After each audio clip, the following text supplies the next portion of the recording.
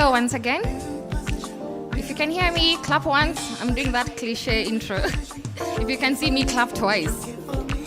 Bingo. Thank you so much for coming and thank you for waiting for us to start. We do apologize for starting late. Just waiting for quorum and just for people to arrive. My name is Cynthia Modoni. I run the community and operations here at Baraza Media Lab. And before I can even go to the introduction of who we are, just a quick housekeeping.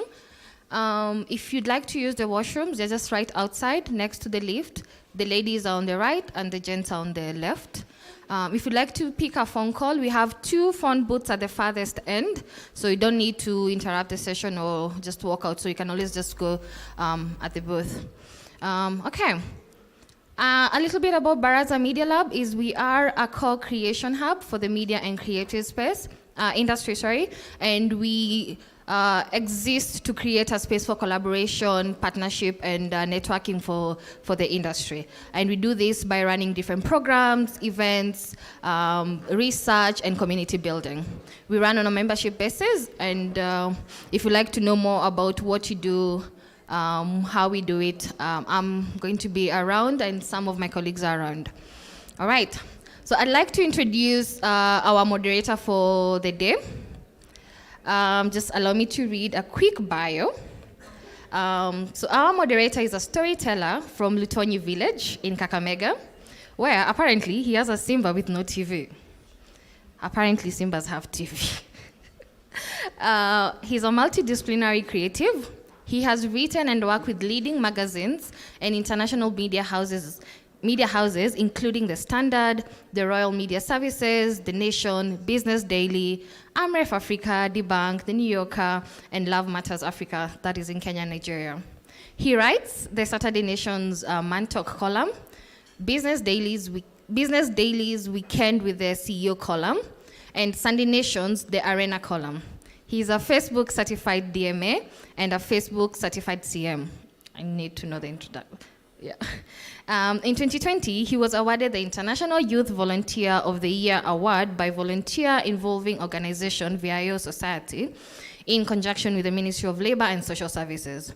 For fun, you'll find him on one of his bicycles, Pepper or Spice. I don't know who names their bicycles that. But that's interesting. Then tackling Kenyan towns one ride at a time.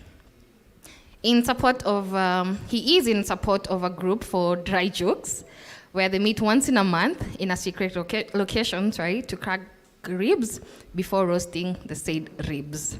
Please allow me to welcome Eddie Ashoya, who will introduce our speaker for the day.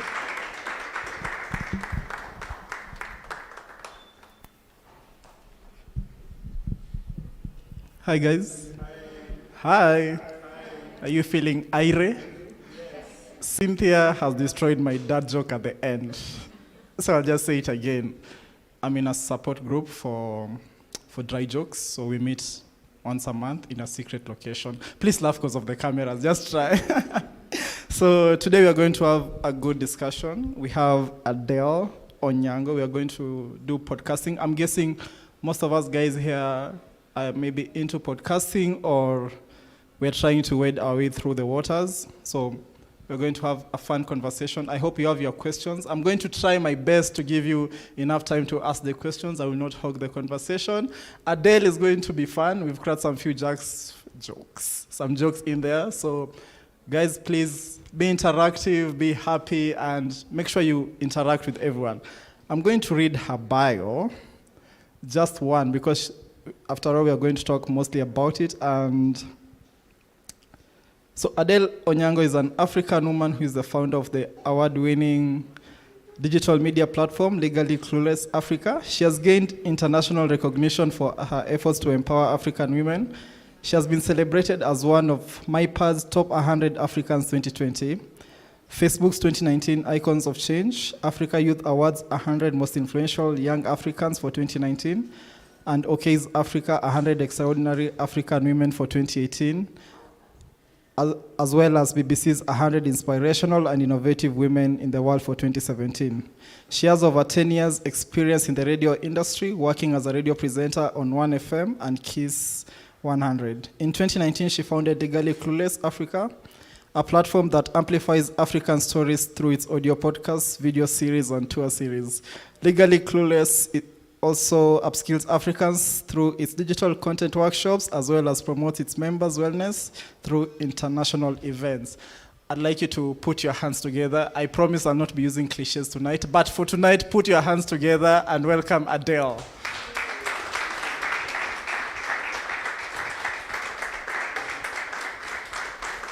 I'll stand here so that my masculinity is intact. Thank you so much. Karibu. Oh, we're in high chairs, so now, how will I reach my tower? We'll organize. Yeah. Yeah. So, Adele, karibu. Hi, everyone, now properly. Thank you for having me. Apologies, I have 3/4 of a voice, but it started coming back today, I think, for you guys, so that's good. But yeah, thanks for the intro. Karibu sana. You know, I'm going off script here kidogo. Okay. Yes.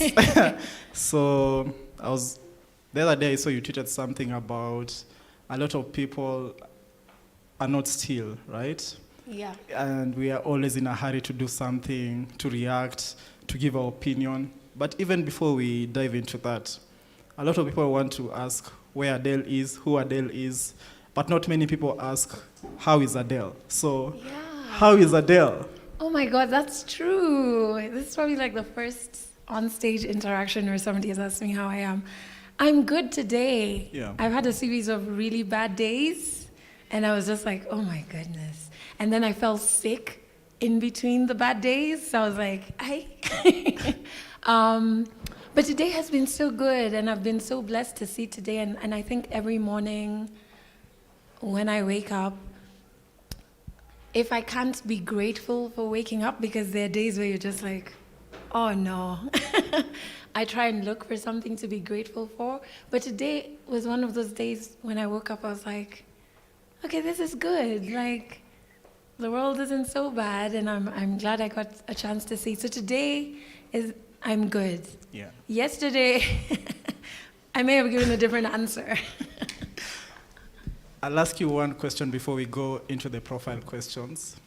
Apart from my jokes in there, what is the other thing that has made you happy today? That is such an assumption. What has made me happy today? Okay, so today I have, first and foremost, I'm a hippie, so most of my answers are not going to be like, oh, I sealed the deal or whatever. But I have witnessed how powerful extending grace to others is. I have seen people who I thought were one way actually be very human, and it was just because we created a space where grace was extended to them and they extended grace back. And I remember we entered this meeting so angry, and everyone was, you've done this, and you've done this, and you've done this. And at the end, we were laughing with each other. And I said, well, look at that. Like, we came here ready for a fight, and we're here laughing. And I think it's because when you extend grace to others, they're able to be human, and you get to see even parts of yourself in them. And so that was a good thing for me today. That made me happy. I was like, oh, that's nice. Okay. Speaking of humanity, a lot of us know you mostly from Kiss 100. The others will know you from 1FM. Most will also know you from Legally Clueless. But when you describe Adele, who do you say you are? I do this thing that's probably very political, but it sounds deep, and I swear it comes from a deep place. I call myself an unapologetically evolving African woman. And unapologetic because it's kind of like a caveat in case I offend you. Later in the conversation, I'm like, but I told you. And evolving to also cover my behind if tomorrow I decide I'm going to be, well, I'm already tapping into farming, but I'm going to be a farmer. So you can't come and be like, but you said Yeah. you were going to build a new media house. And I'm like, no, I said I'm evolving. So I like to give myself space like that, but I do know my womanhood and my Africanness are very central parts of my identity. So those, regardless of what it is I will be doing, are parts of who I am. Okay. Speaking of parts of who you are, where do you find the inspiration? Because you've been running Legally Clueless for almost 10 years now, or more? Not 10 years. 4 years. I'm confusing with Yeah, that radio. Yes, 4 years. So for 4 years now, where do you find the inspiration and creativity to keep it going? First, I love what I do. You know, I think at the very base of it, if you love what you do, it sounds very cliche. You kind of don't have to over motivate yourself. Obviously, there are days where you're just like, I would rather be watching Netflix. But I have this editing to do, and oh my goodness. But I think that inspires me. I love what I do, and I truly believe I'm lucky enough to say I've found what I was placed on this earth to do, which is I amplify stories, and that's such an honor, and it's such important work, and I love it, you know. And so the parts of my business that remind me this is a job are like paying taxes and reports and pitches and, you know, the unsexy bits. But the core and the meat and the reason it exists are things that are so in line with who I am that they surely must be my purpose.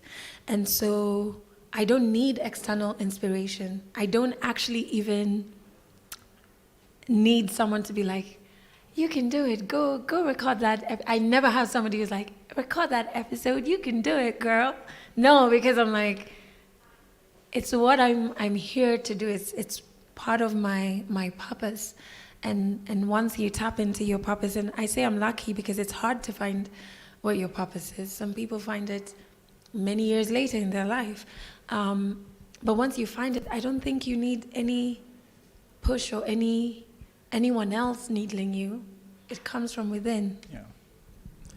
Do you remember that night or that day when you said, you know what, I'm done with radio and this is it? I'm tired of Kenyans calling in the morning and saying, Adele!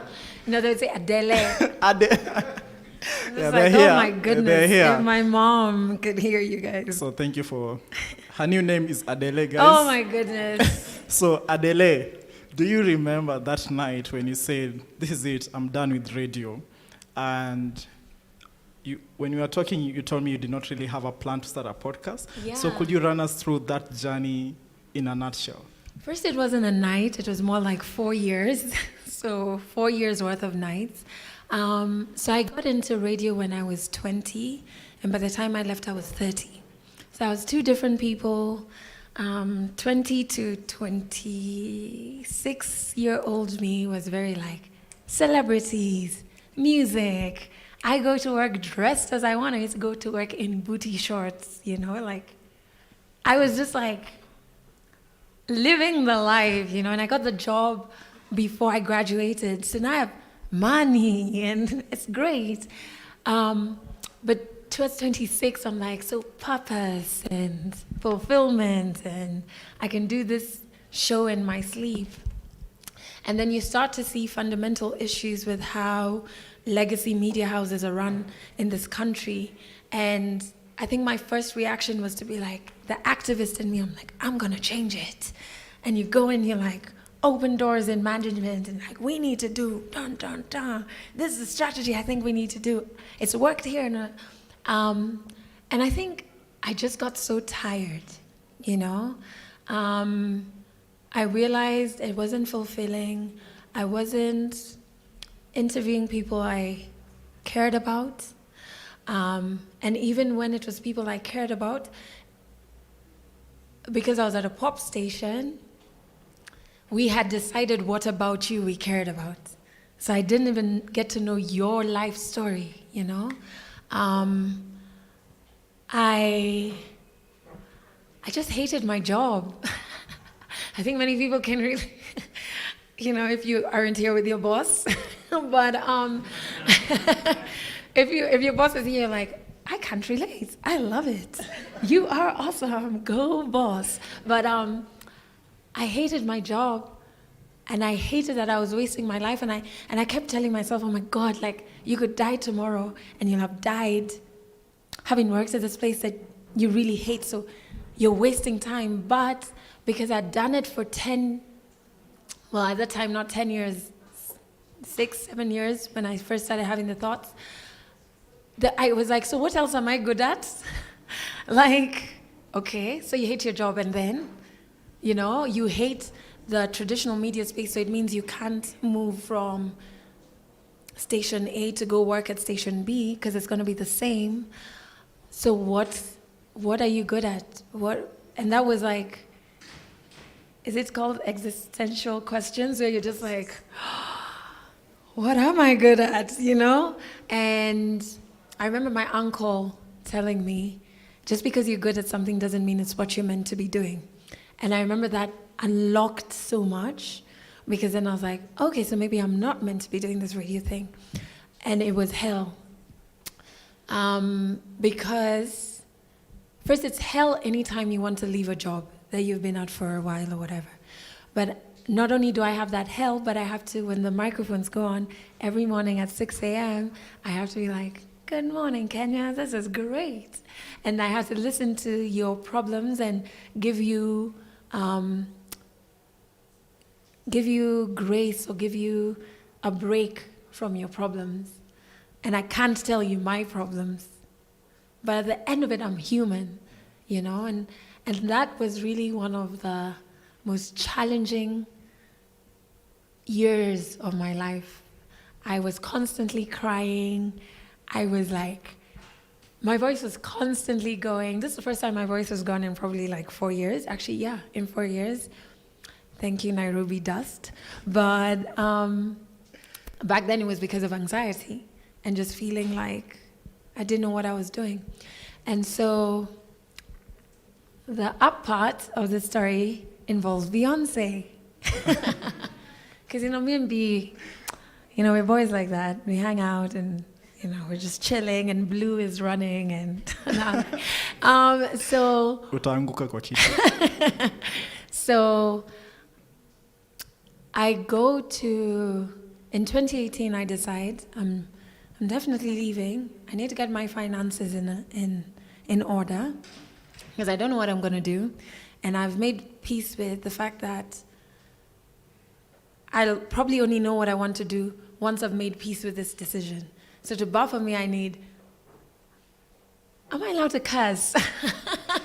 Are we allowed to cuss? A shit long amount of finances to back me up. And so I'm like, okay, 2018, we're going to work. We're going to work hard. We're going to take all the jobs we can get. And I sold you guys a whiskey, which is great. I ended up loving whiskey. By the time when I was taking the job, I was just like, we need to resign. I traveled a lot, and it's almost like the universe heard me. And so I got a lot of international gigs, one of them being, with a company I won't mention now because they're in trouble. Thank God they're in trouble now and not then. But I ended up going with them to South Africa, and they were doing a lot of women empowerment projects there. And we were at a table, one of the later nights. It was like a week-long thing. I'd said I'm sick. So here at work, people think, oh, she's gone to SA for a checkup. This must be serious. And I'm just there like, Josie, what's good? And so we're at the table, and this exec, they brought together people from different countries.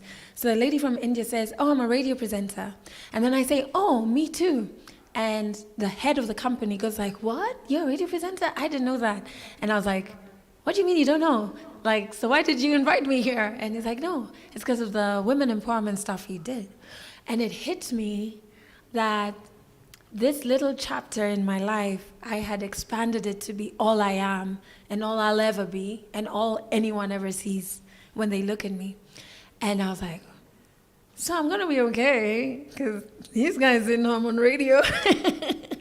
And that night we went for a concert where Beyonce performed. And let me tell you, even if you are a fan of anything but Beyonce, there is an energy. Like those Christian TikTok might say it's dubious energies. I don't know. But I just remember watching, there's something about watching women, no offense to men, but like, yeah, you guys are not cool to watch, but like watching women achieve and conquer and push their boundaries that then awakens something in you as a woman to ask yourself, hey, why am I not pushing and achieving and pushing myself to do these things that are scaring me? And so I said, we were like, after a few shots, yelling what we were going to do when we get back to our own countries, and like someone like, I'm gonna break up with that man, and we're like, yeah, I'm gonna move house, yeah, and I'm like, I'm gonna hand in my resignation, like, yeah. And so I come back to Nairobi, and probably like 3 days later, I hand in my resignation, and I'm like, please, gods of Beyonce, she started this. And at that time, I thought I was done with media because I was just like, man, this place almost broke me. It made me so miserable. And I was going into the NGO world, and I was like, I'm gonna save women and save the world. I'm done with corporate. You guys are crazy. I don't need this madness. And then in January, my partner sends me he tells me, he's like, do you know about podcasting? I'd never listened to a podcast, never in my life. And I'm just like, where? I have resigned. I am not touching my savings. I don't know if Beyonce's people are also going to support me. Yeah. And so, no. And then I went online and I did a Google search for what do you need to start a podcast? And this website that doesn't exist anymore, I'm just like, where did you go to? And it's a website of how to. So even if it's like how to farm this or how to stitch this, they have different articles. And so there's an article on microphones. And so I went down and I was like, USB microphones? What the hell is that? I'm coming from traditional media where we have these big, like if you walk into our studios, you can hear the equipment humming. Because it's just like, by the time, one of the days we had an issue with the sound card. By the time the tech guy has moved these big things to find this little thing, it's been a minute. So I was just like, hang on, you can have a microphone that just connects to a laptop? Well, I have a laptop. How much is this microphone? And I check, and at the time they were 10,000 bob. And I was like, okay, I think I can get 2. And even if they just sit here and do nothing, I've not killed my savings. And my cousin was coming from the States. So I told her, hey, if I buy microphones, can you bring them for me? She's like, actually, I have Amazon Prime. If you can buy them now, here's my address. I'll have them tomorrow. So I'm like, okay. It's like a lot, really fast, but sour. And then I just started renovating the extra room in our apartment at the time into a home office stroke studio, because it meant to be a home office, but for NGO work. So now I was like, Sawa, this desk is for saving the world. This desk is for recording, okay? 2. My fundi was on time, which never happens. And so come March, please note I'm serving my notice while doing all of these things. And come March, I'm petrified because everything is ready and I'm the one who's not turning the microphone on. And I call my friend and I cry to her. I call my partner and I cry. I'm just like, what am I doing? I'm leaving a job. I remember even saying, when I tell people I'm going to podcast, the first thing they ask me is, what's a podcast? I'm like, look, now who's even going to listen? You don't even know what it is, you know? And then he said, then record that. So I turned off, I hung up, cried some more. I love crying. And then I recorded, and the name Legally Clueless came to me then and there, because that's what I felt. I felt like I didn't know what I was doing. And I was trying to tell myself, it's okay. It's okay, we don't know what we're doing, but it's cool. Like, we've got brains, we've got hands, we know how to edit, and it's fine. Like, what's the worst that can happen? And that's how I began. And so if you listen to episode 1, which it hurts me that it's still one of the most listened to episodes, obviously, because when you discover the podcast, you come in episode 1. I hate it because like my voice is just shaking. I'm there because I was crying. And it's 8 minutes, which is ridiculous. A podcast episode, 8 minutes. But in my head, I thought this was so long because on radio, we speak for 1 minute to 1.5, right? If you speak for 3 minutes, you're getting in trouble. And I just thought, when I ended it, I was like, that is so long. I'm like, ooh, go me. I talked for 8 minutes straight. No music, no nothing. I don't even think I had an intro. I've never gone back to listen to it, kabisa, because I'm like, but it's tacky. I just don't like negativity, you know? So I don't even know if it had like a jingle at the beginning or just, I don't know, somebody will have to tell me, but I rather think it didn't. And then I put it out there, and people started listening. And I remember seeing streams on SoundCloud. I didn't know too much about where it should go, but that's how we began. So, guys, to recap, how to create an award-winning podcast. Number 1, cry. Cry. Hate your job. With a show of hands, how many people hate their job? It's okay, your boss is an audience. Keep your hand down if you hate your job. So, everyone. Number 2, have a good fundi. Number 3, have a partner who listens to podcasts. Number 4, and a cousin who lives in US with good Amazon Prime. And finally, have a Beyonce. We all have Beyonce. 2024, she said Africa. Africa and Asia, so yeah. If you want to quit your job, go for a concert. This is the time, guys. Remember, Adele is well off, but this is the time.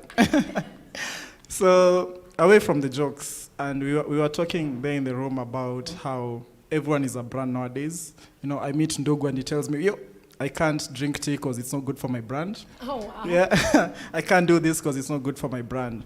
For you, and you are talking about your journey quitting, and then the first episode, it was 8 minutes. How then did you build this audience? Considering 4 years ago, podcasts were not quite big in Kenya as they're getting to right now. So how did you manage to build an audience?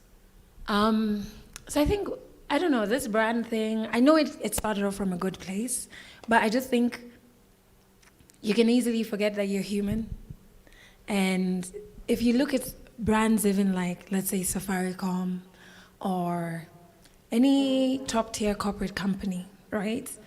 They're always trying to humanize not only their products, but even their CEOs. And so that should always remind you that when you're an individual and if you say I'm a brand in a manner that takes away your humanness, you're doing yourself a disservice and you're doing your business a disservice, because the strength is in how human you can be, right? And so I think I never belonged on traditional media in Kenya. I never did. I never did. And even as of now, I've never done a road show. I think like 80% of radio presenters have done some level of a road show of like, you're on a track and you're giving out Omo and like, what's mkoaje? I mean, even me doing that now, it just those Coca-Cola t-shirts are still in my house. Strange. I'm so awkward because I'm just like, what is this spectacle? What are we doing? You know? But there's a place for that, and I think I realized quite early in 1FM that I didn't belong, And it hurt for a bit because I was early 20s. But then I was like, well, I guess we'll just have fun. And so that, I think, was my saving grace, because then I knew that only being me is the only thing I can do. I can't be these other things. I remember my first photo shoot at 1FM. I gravitated to the clothes that were for the men, because it was like these cool hoodies by Jamhuri Wear, shout out to him. And I was like, yes, I want to wear that. And then the stylist is like, the girls, it's this side. And she holds up these stockings that were like ripped and like selling, ooh, you told me, selling our bodies more than, and I don't mind that if it's my decision, but don't make that decision for me. And so I was like, ooh, I don't belong here. Me, I like the hoodies, like what's going on? And so that has been my saving grace, because I've become comfortable in who I am. And in every space, every show, even Kiss, it represented who I am. And I think that's what people gravitate towards. My Legally Clueless Africa is a space where people come as they are and they find a seat for them. I don't ask you to be anything but yourself, as a storyteller, as somebody who comes to the workshops, as somebody who comes to our events. I mean, on Saturday we have a group therapy event. You know, I kind of just roped my therapist. I was like, well, I talk about you all the time on my podcast. I think they should meet you. And so I think one of the biggest reasons we are who we are is because of that. We're not trying to be anything but who we are, and we don't demand that from anybody who comes to our space. That's our value. And then you can add the technical things of consistency, of the audio podcast. We're in episode 206.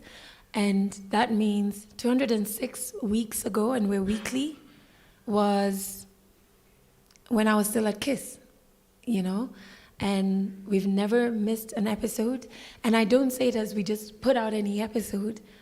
We've put a good episode that people can connect with every week for 206 weeks. And I think leading this, I also have to dare to dream, and I have to do it afraid. I can't stutter, because then it's going to sip to the facilitators, it's going to sip to anybody else, or the sales rep. I have to be like, yeah, we can do it, even though inside my inner self is like, you know that meme where the guy was like, legit, there are times where I'm like, yeah, I can do it, and inside it's just like, can you really? And so I think it's a combination of all of those things, of the technical things, yes, but the value is in who you are. And so I see a lot of people starting podcasts or whatever, and you're starting it because you've seen John and his two buddies are doing a podcast around mics, and they're just bantering, and they get streams, and you decide, well, I'm going to do that. But maybe that's not you. So I know I can't do a banter thing, because I don't have opinions on many things. I actually don't have opinions on anything outside of my space. So I wouldn't be able to, I think there's one that I watched around Will Smith and the slap when it happened. And I remember thinking, Anyway, so my garden, I legit was like, so he slapped the guy? Okay. And so you kind of have to find what is you. It sounds cliche, but it's the engine. It really is the engine, because then everything else falls into place. Fantastic.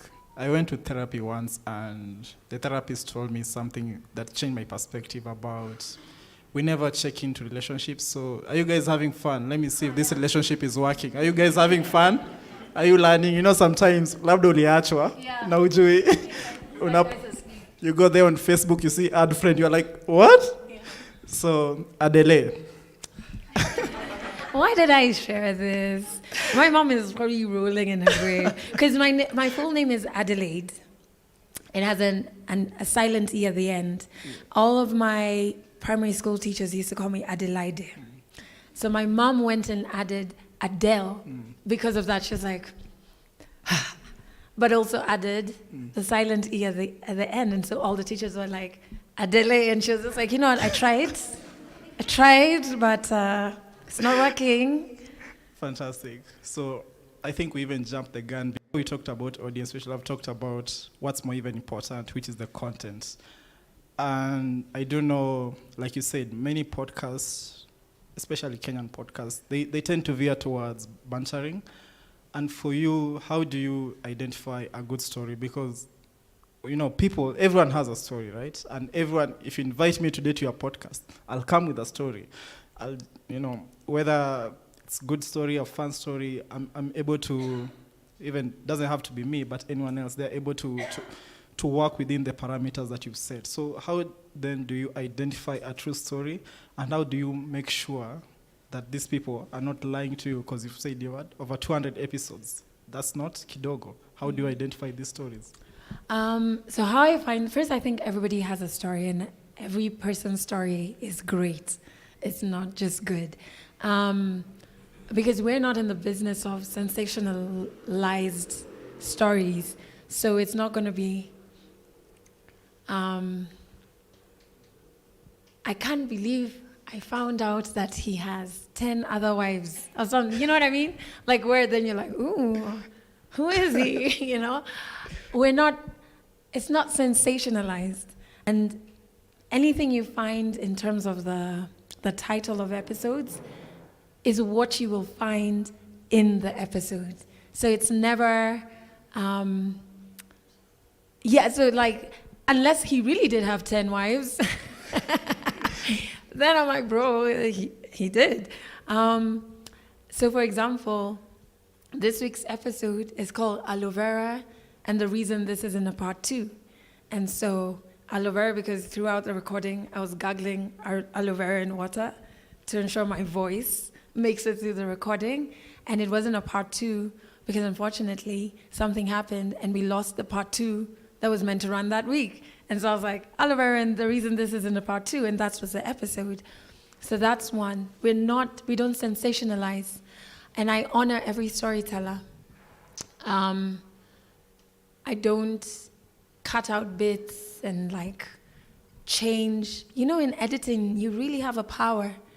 And if you're not ethical, you can change. But just removing a 30-second clip, you've changed something about somebody's story. So we do not do that. We honor your story. But in trying to work with people, what I try and do is not work with you to discover your story, but it's work with you to pause enough to remember your life, you know? Because you're giving me a lived experience. So it's to sit down and say, little prompts. I give you little prompts, and then you're like, oh, I remember this happened when I was 8. That was really messed up. That's why I think like this. And that's why then when I was 14, I went on to do this. And you know what? When I was 20, then this happened, you know? And so it's very hard for somebody to fabricate that process. And I tell all the people I record, this is a therapy session. Finally, my psychology background is coming to play. And even today, I was recording 2 storytellers, and one of them said, wow, this was therapy. This is now I understand why I didn't even know that I did that, and that's why I'm doing this, you know? And so it's hard to fabricate that journey. However, the work I do with you before always allows me to see somebody who's there to push a certain agenda. And in my experience, I've probably only found one. And I was able to eliminate them in the first step, which is sign up in the storyteller form. There are questions you answer. You tell me a bit about the story, and I can analyze things there. I think it's also important to listen to intuition. Because intuition can't be measured, we discount it. But it's very easy to be like, something, you know how Kenyans say, kuna kitu iliniambia, it's not kitu, it's your intuition, my friend.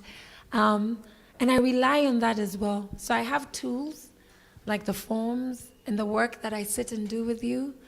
And then in the moment, by the time I get to the recording, it's just seamless. So, thank you, Adele. I'm going to give you guys a chance after Adele answers the next question. I don't want to hog the conversation. Yeah, so I don't want to hog the conversation. So prepare your questions. Adele, I'm interested to know, of all the stories, I know this is like choosing your baby, and you always get asked this question. Maybe some people are here and they'll just be like, so I gave you 2 hours of my time. Yeah. And I'm not even top 5. Intuition, wow. Guys, intuition.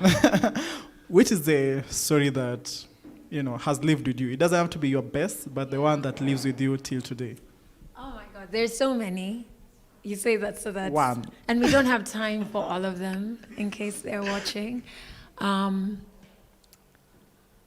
my God, there's so many. Okay. We went on tour in August 2021. And one of the places we went to was Nakuru. And we recorded a story by this lady, a young girl called, not a young girl, my goodness. She's probably could be my little sister. Her name is Anne. And again, I'd worked with her before. So I work with you enough to help you figure out your story, but not too much that I also don't know what the story is. So when we're in the recording, I love that experience of being like, ooh, then what, And so we had worked, I knew the gist of the story we were going to record. But she came and sat, and, sorry, let me give you back. Before we went to Nakuru, we went to Kisumu. And when we were in Kisumu, one of the things we recorded was we went to my home, my ancestral home, which is in Siaya. And that's my village neighbor, in case it's not obvious. And so we recorded my grandma, and then I got to see my mom's grave, and I just got so emotional. And I was like, man, I wish she was here, see me touring, and this is so fun. And I'm the only woman in my crew, and I'm like organizing all of these men, like, call time tomorrow is, no, as if I know all these things, I kind of do. Anyway, and so after Kisumu, we go to Nakuru, so I'm a bit emotional. And so Anne comes onto our set. We had a beautiful yellow set, and she tells me, I feel inclined to change the story I want to record. So I tell her, no problem. I'm here to honor you. So your comfort is important first. So she sits down. We have a high chair like this. She sits down, and she says, I'm going to talk about my mom. I'm like, cool. And she starts the story, and she's talking about this relationship she has with her mom. And it's weird.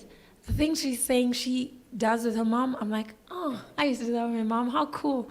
I'm like, I guess it's a mom thing. Like, we all dance together. We all cook together and do these things that we love together. And she goes on and on. Again, that's my dawa bin warmed, so it's okay. We'll excuse them. Again, we don't know where the story is going. And she's such a good storyteller. She's talking in present tense. And so she's like, my mom is this, my mom is this. And I'm like, wonderful. In my head, I'm like, so this story is, when I'm listening to the story, I'm also thinking of titles and the theme of the story. And I'm like, okay, so we're going to be celebrating moms. I'm like, okay, Mother's Day, maybe, no. And then she goes like, and then my mom died. And she talks about the death and grieving, and there are moments where it's like she's talking to me, and she's telling me things, and I'm just like, hey, Anne, what the hell? And, part of the people who are on my crew knew the entire thing, and so they're like, is Adele okay? Like, it's one of the only stories we recorded on tour where I cried, because I was just like, this is so strange, like, what is going on here? And at a point she says, so I got my mom's name tattooed on my hand, and she does this, And I say, that's crazy because I have my mom's name tattooed on my hand in the same position. And I think depending on if you believe in chaos theory and things just happen, you'll be like, what a nice coincidence, moving on. If you believe in God and Christian, you're like, God works in mysterious ways. If you're like me and you believe in your ancestors being with you, I think they're always with us. And they always find ways to let us know everything's going to be okay. There's that I took away, but there's also that was a reminder, like, stories connect us. I didn't know this woman beforehand. I didn't know that was a story. That was not anywhere. We were going to talk about her campus experience. I was expecting relationships, partying, flunking, fear of unemployment. So that story really sticks with me. And she reached out. Anybody I record is a friend and even has my number. She reached out a couple of days ago and she said, oh, I saw that you were doing a group therapy thing on loss. And so I blogged about it on my blog to make sure people know about this thing. And so I think that is a story that for me, I'm like, oh, Anne. That's a touching story, and usually I'm not an emotional guy, but... Oh, you can take a moment. Thanks. My ego. So guys, I'm going to give you two questions. So, but before you ask the questions, a bit of housekeeping. The toilet's outside to your right, then to your left. Now for the questions, kindly, number one, mine is a small comment. That's not a question, guys. You know, that's a Kenyan thing. You raise your hand and say, mine is more of a comment. So we are not doing that today. And lastly, keep your questions related to the podcast. Where Adele is going after this, only I and the Baraza know. So they don't. No, we don't. But keep your questions related to the podcast and to the topic of today. So anyone? One here. Wanaume. Gender. Wanaume. Where? Where? I'm sorry. One love. Hi, Adele. Hi. I think my question is, at what point did you know, or rather discover that this is exactly what you should be doing? I ask that because I resonate so much with your journey. I also quit my job with no idea what's going on. And then ended up doing something that's so fulfilling and it feels right? That's a podcast that I host. So I always ask myself, like, is this it, And it feels great. So it's very rare to find someone who already feels like they're doing what they should be doing. So What did that moment feel like for you? To be honest, I think I felt it last year, where I'm like, it's great, the podcast, all these episodes, you get the accolades and all of this hype. That's wonderful, it's nice. Then we did the video series and I was like, ooh, I've crushed a fear, because before I was just like, my business cannot afford the quality of video I want every week. And so we figured out a way around it to be seasonal, and that worked. I was like, great. Then we did a tour, and I'd always wanted to go on tour, and I was like, come back and panga a tour on my Excel sheets. It doesn't require a PhD. Wow. And it felt good, but I think I was just like, there's something else, there's a gap. I can't figure it out. And last year, I think I had the most inner healing work I've ever done in my 34 years of life. I think my life can be reduced to like last year in terms of healing work. And it became so clear that I wanted wellness, and I wanted, yes, we have the content pillars, but I wanted therapy for my community. I wanted upskilling and sharing of skills. And it almost came to me in like a day, where I was just like, oh, but that then is a curriculum. Oh, but this other thing then is group therapy. And see, that other thing is an event like this.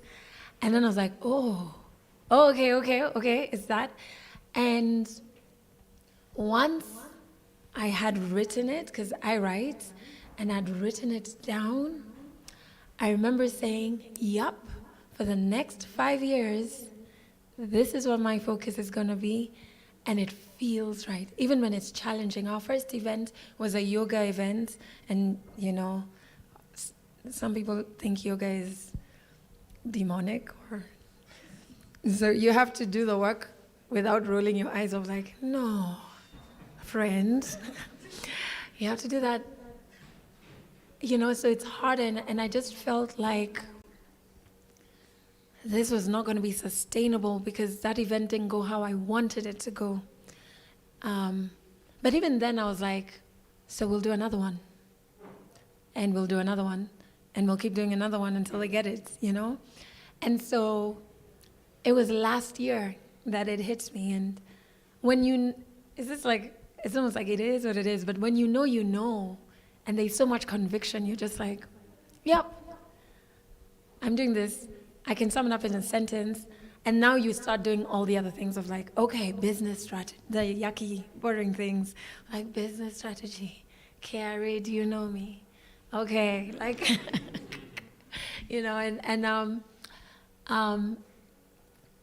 but I do have to say, my life got silent enough for me to know. And so there was no projection of fear around me. There was no projection of doubt. There was no... Everyone who was allowed into my space came in knowing what I'm doing is possible. Nobody came in with like, oh, you don't have a plan B, or, And so I think that's also integral, to have no noise around you. Your purpose can be in alignment with employment. And that's perfectly okay. But you will still need lack of noise to be able to hear that and be like, yup, it's this. Yeah.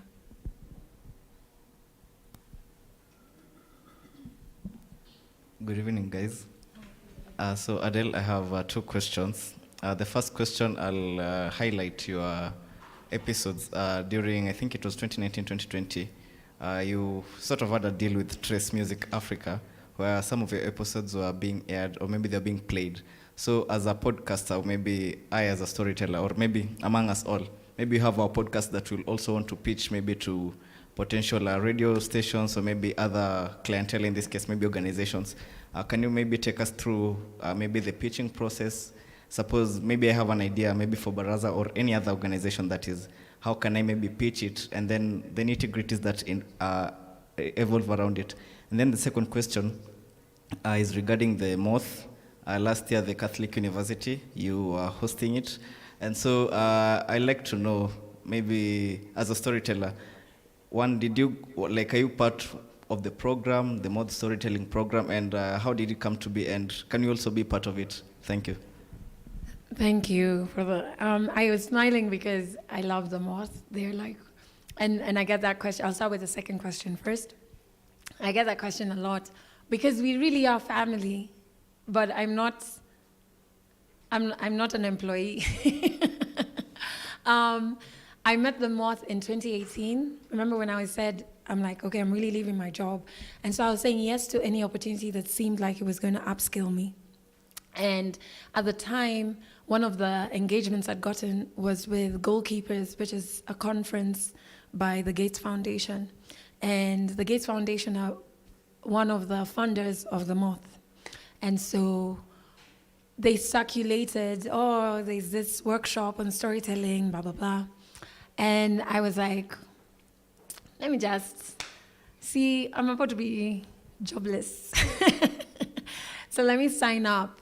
And I went for this workshop, and I just kind of discovered the power of storytelling. And I realized I hadn't heard enough real stories by Africans, you know? But I mean, even then, that was 2018. Nothing around storytelling was born in me. I think I was just like, well, that's a shame. Anyway, I need to quit my job, you know what I mean? And so with the Moth, I even know their website, which is themoth.org. If you go, you can be part of their global initiative, their global something program, which is basically going to the workshops to learn about storytelling and unlocking the power of storytelling. And I'm not an employee, but I'm a member of their family. I'm like, whether you like me or not, I'm in. And even in 2 weeks, I'm going for to host one of their Moth main stages, like the one at Catholic Uni. And so I think it just made sense when I started working with them, because I was also working with the Gates Foundation. And so it just kind of like made sense. And it still makes sense to date, even though it's like they've stolen me farther away from the Gates Foundation. And yeah, I would tell anybody to go and sign up. For the first question, so it's a syndication deal. And I'm still in that deal. It's been 3 years that Legally Clueless plays on Trace Radio. In Kenya, they're called Trace FM. And so basically what that means is every week I deliver in total 4 episodes. So 1 episode is what you will stream on your podcast platforms, and 3 episodes will play across Trace during the week. Now, the reason I give you that math is because syndication deals sound wonderful, especially if you negotiate right and you get a retainer and a percentage of commercial revenue. What we always forget is with traditional radio, frequency. So their clients will not put money on something that's 1 time a week, which is why you hear more adverts on a breakfast show, a mid-morning show, a drive show, a nighttime show, and less on a weekend show that's once a week, because they want to be top of mind. You as a podcaster, I do a pretty frequent podcast because it's every week. I have to step up my frequency. So the first time I pitched syndication was to my previous CEO when I was at Kiss FM. But it was a poor pitch because I didn't have a show, I didn't have a name, I didn't have a product. I was pitching air, and I knew I was pitching air, and I pitched it with my chest. I was like, you know what, we're here, so whatever. And he was like, you stay on the breakfast show. I was like, but let me tell you what I can do.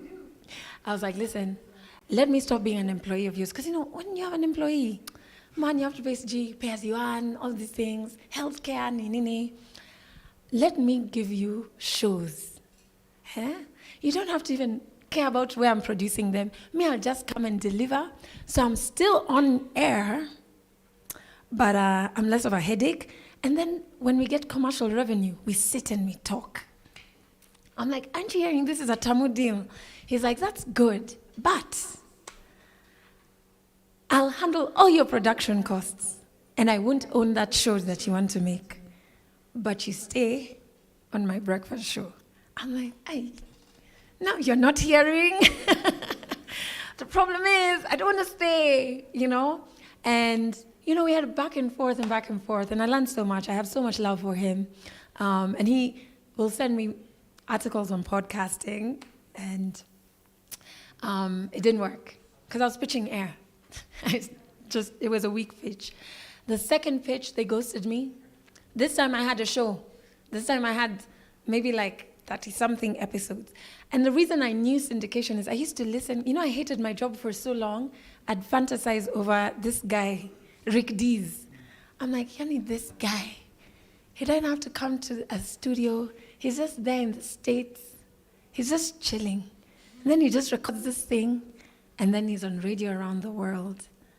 And so he doesn't have to deal with any company's nonsense. I want that. What is this thing? And that's how I found the word syndication. I'm like, but me, that's the thing I want. That's the thing. Why can't I have that? So I pitched to these guys, and I'm like, yo, this show, no, I've done my research. In the meetings, guys are just there like, innovative, nice. People are nodding. I'm like, inside. Then they ghosted me. The third pitch was Trace. And now I was like, by the way, we're aligned. And I'm glad it came when an identity as a show, as a company signed. I had enough episodes for them for 1 year. So even if I wanted to chill and not record anything, I had enough episodes for them for 1 year. I had listened to radio and obviously worked on radio, so that helped. And so I knew how differently would I need to package their episodes. I'd need to cut them up. Okay, so I need to cut them up in how many minutes? All right. So I'm listening to the type of music they play. I'm like, okay, their listenership is like this demographic. So they listen like in this interval, sour. And cut it like this, And I knew that I didn't want anyone else producing business. Because once someone starts producing for you, then now down the line, you need to pay them a higher percentage. I was like, nope. I don't want that. And I want to own everything. I want to own everything. And so when I went, I only had 2 meetings for Trace because now my pitch was not air. I even had a demo, skizeni, play. And they're like, what? Is it good? What? I'm like, yeah. Then I'm even going on tour, So I pitched well. And then I had that first meeting. And the next meeting was for me to sign. But I know for Trace, they will not touch you if you don't have more than 50-something episodes by the time you come to them. And what is unfortunate is very many people come and want them to produce for you, which I'm like, in a business world, it makes sense. What are you doing? That's such a big mistake, Secondly, why? That's not their business, their platform.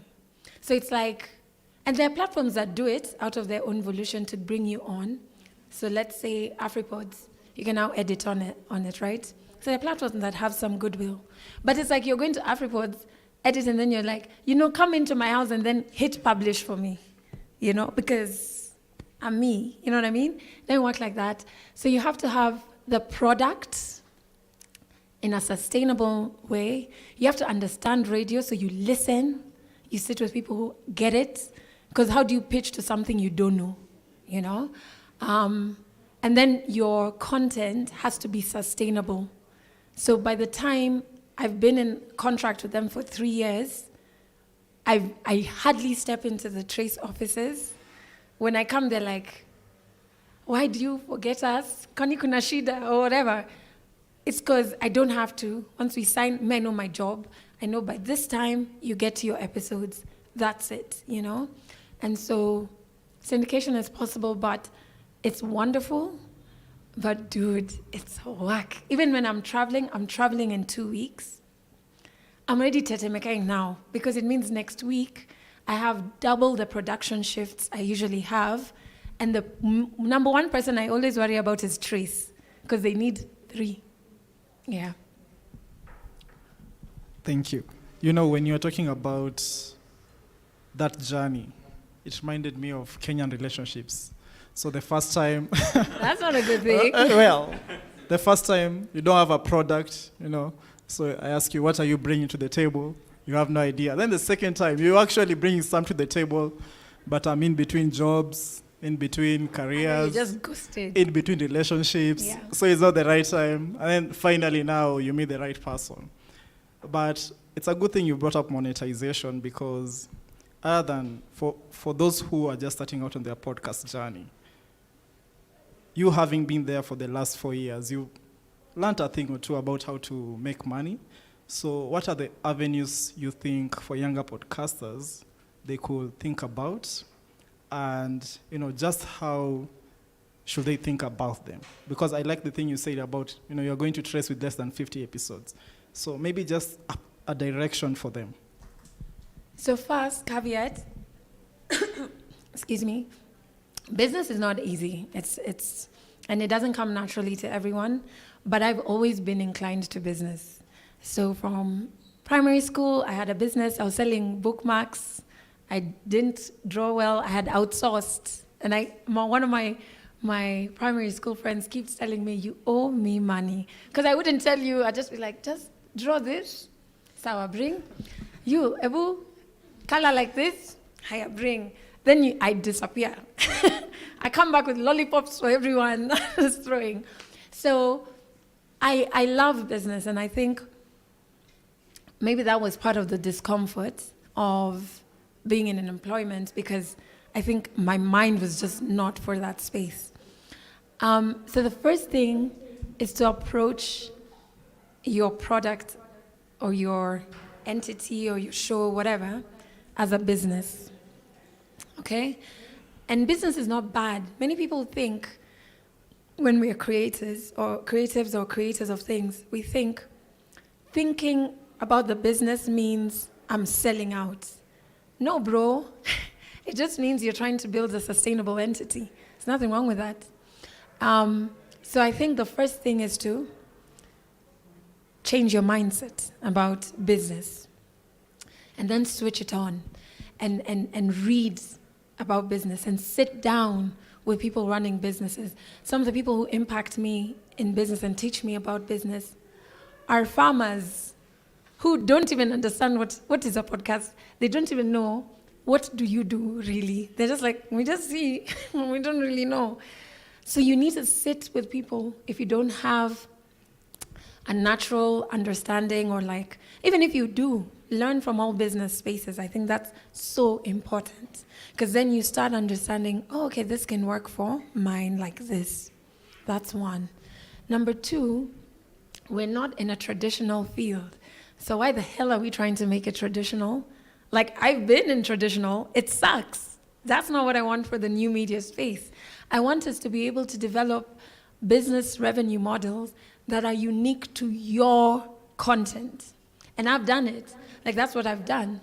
So I can't even lie. When someone starts talking to me about pre, mid, and end adverts, I switch off.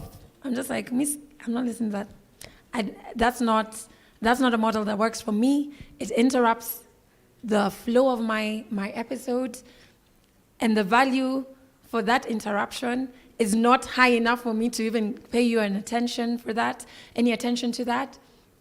So what do? I sit down and I'm like, I can build my own business revenue models. I can build the spaces where advertisers sit on my podcast. I can build and dictate who those advertisers are, and I do. I have them written down, and I'm like, it's this organization, it's this, right down to even percentages of like 80% of my revenue comes from a certain type of organization. 20% comes from a specific type of organization. And I don't waver. Even if I see a shiny coin being waved here, even though you're told pick money from everywhere, that's just not the model I've built for myself. But you can't build the business revenue model without the value, because people trade in value. We don't trade in money. They pay for value. We're trading in value, right? So if you don't know what your value is, and your value is not always streams, that's nice. That's a low-hanging fruit because everybody understands numbers, right? But your value could be, it's a community of 100 people who every month we meet up physically, 100 people or 50 people. For me, I'm like, ooh, that's 50 people I didn't have before. As an advertiser, I'm like, okay. Even just as legally clueless, I'm like, that's 50 people I didn't have before. Are they interested in wellness events? They are? Great. If I can get even 10, that's good for me. So you kind of have to spend more time figuring out what your value is, because that's what you're trading in. And then you have to network. Business doesn't come to you. I cry for Dan all the time. I say this story. I come here to Baraza Media to be like, this client is killing me, or this pitch is killing me. I've pitched for 1 year straight. for one client. And I was like, I have to get this client because this client opens doors for those other 5. So I'm just there every week. To my another deck, I'm like, it's the 9th one. You know, in your heart, you want to be like, kindly refer to the one. But you just go back, you change a few colors, you say the same thing in a different order, and you're like, yeah. At a point, I came here, I remember it was in the summer, I was like, man, I just need this client to tell me, are we working or are we not? So I can go my own ways, okay? They're wasting my time. So you vent here, but when the client calls, you're like, oh, hello. At you, okay, no problem, you know? Pitching, you have to network, you have to be in those spaces, you have to be aggressive. Like, business doesn't just come to you. And for me, who's been there for a while, you would think it would. But no, I'm still in meetings like, hey, I know you've called me to do biashara this side, but do you know I have this business? This is actually what I do. And me, I've seen that you're struggling with this. Are you not? Yes. I analyzed your business. I can see there's a gap. I can help you fill it. So I think we kind of forget the work that comes with building a business and running a business and getting the advertisers, because we only talk about the sexiness. Everybody online nowadays is running a business successfully and buying cars and purchasing houses. And me, let me tell you, my car, I was telling you, I've driven the same car since 2010. And there are times, you know, cars, there are times, right now there's a new sound. I've not called Peter, my mechanic, because I told the car, get it together. We are launching products, we're launching events. This month is not about you, boo. There is a line, you know? So because we don't tell those stories, everybody thinks it's like, open a business day and everything is smooth sailing. But the consistency, and don't forget, if it's a new media business like mine, that pitch that I was doing for 1 year, I was going up against traditional media houses. So now I'm dealing with the agency for media buying. Okay? So I'm like, you're seeing the other names, they have teams. You're like, you know, the team, we're working on another production. So, you know, we're around. But it's Nimimi today, you know? Another time I hadn't onboarded a sales rep, now I do. But you're going up against that, and you have to be like, me, I can bring you more value than these guys. These guys are just telling you, they think they're talking to 7 million people every morning. Tell them to produce the insights. Bring, we see. Bring them. Real time, my friend, you know? And you have to go there, roho Jew, and believe in your product and go with your numbers, right? I think it's doable, but don't forget it comes, and it's fulfilling. I never want to scare people away from business. I love it.